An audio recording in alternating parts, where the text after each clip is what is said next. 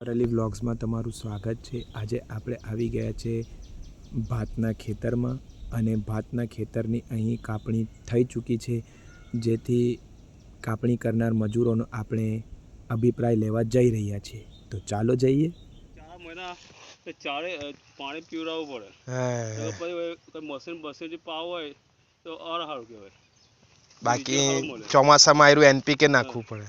ભાઈ છે કે ઉગાવા બહુ નીકળે એમાં સાણિયું ખાતરમાં ઉગાવા બહુ નીકળે, ઘા બહુ નીકળે, બધી જાતનું નીકળે ને પછી એવું છે।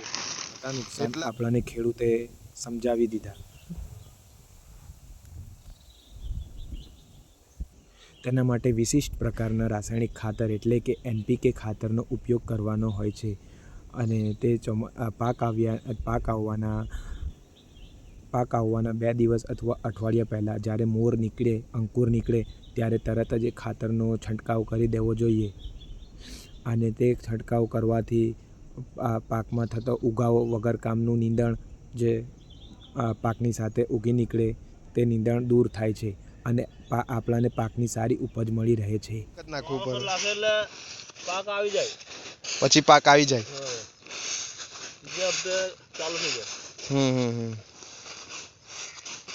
રાખવું નહીં પડે।